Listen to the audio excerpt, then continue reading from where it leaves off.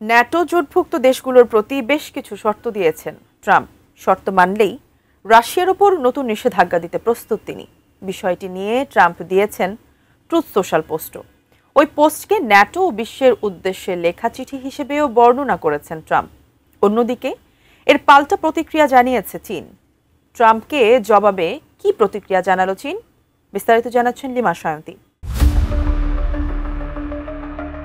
চীন ও যুক্তরাষ্ট্রের মধ্যে চলমান আলোচনা এবং পাল্টাপাল্টি শুল্ক আরোপের ফলে বৈশ্বিক সরবরাহ চেইন ও মূল্যস্ফীতিতে নেতিবাচক প্রভাব পড়ার আশঙ্কা বাড়ছে। আর এই বাণিজ্য উত্তেজনা বিশ্ব অর্থনীতিতে ব্যাপক প্রভাব ফেলতে পারে, বিশেষ করে প্রযুক্তি ও কৃষিতে। সাম্প্রতিক সময়গুলোতে রাশিয়া থেকে তেল কেনার দায়ে চীনের উপর 50 থেকে 100% শুল্ক আরোপ করতে ন্যাটো জোটভুক্ত দেশগুলোর প্রতি আহ্বান জানিয়েছেন মার্কিন প্রেসিডেন্ট ডোনাল্ড ট্রাম্প।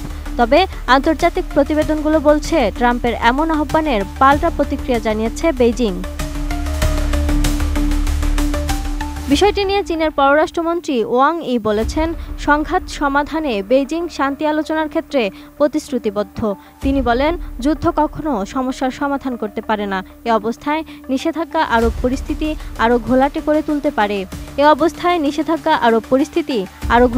তুলতে পারে। রোজকার সাধারণ খাবার এখন হবে অসাধারণ। প্রাণ স্বাদের মশলা, স্বাদ বাড়ায়, ঘ্রাণ ছড়ায়।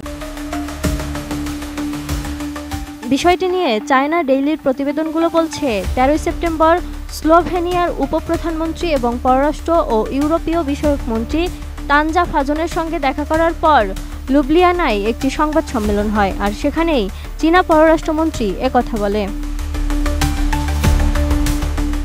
বিষয়টি নিয়ে ওয়াং ই আরও বলেন, যুদ্ধে অংশগ্রহণের কোনো পরিকল্পনা নেই চীনের, কারণ চীন সবসময় আলোচনার মাধ্যমে সমস্যা সমাধানের উপর জোর দিয়ে আসছে। তিনি মনে করেন, চীন ও ইউরোপ কোনো রকম প্রতিদ্বন্দ্বিতা না করে বন্ধু হওয়া উচিত। একে অপরের মুখোমুখি হওয়ার পরিবর্তে সহযোগিতা করা উচিত। 13 সেপ্টেম্বর মার্কিন প্রেসিডেন্ট ডোনাল্ড ট্রাম্প ন্যাটোকে চীনের উপর 50 থেকে 100% শুল্ক আরোপ করার আহ্বান জানানোর পর চীনা পররাষ্ট্রমন্ত্রী এই প্রতিক্রিয়া ব্যক্ত করেন। এদিকে ট্রুথ সোশ্যাল পোস্টে ট্রাম্প লিখেছেন, তিনি এটা বিশ্বাস করেন যে রাশিয়ার উপর ন্যাটোর নিষেধাজ্ঞা এবং ন্যাটো সদস্যরা চীনের উপর 50 থেকে 100% শুল্ক আরোপ করলে রাশিয়া ইউক্রেন যুদ্ধ দ্রুত থামবে। এই সিদ্ধান্ত প্রাণঘাতী, তবে এই অযৌক্তিক যুদ্ধ শেষ করতে এটা বড় ভূমিকা রাখবে, আর এই যুদ্ধ শেষ হলে এই নিষেধাজ্ঞা প্রত্যাহার করা হবে।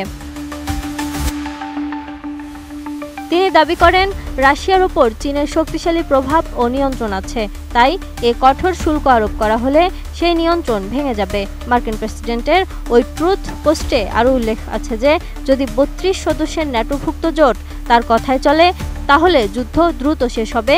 যদি তা না হয়, তবে সবাই কেবলমাত্র সময় নষ্ট করছে বলেই দাবি ট্রাম্পের। Lima Sayanti, desk report, ATN news.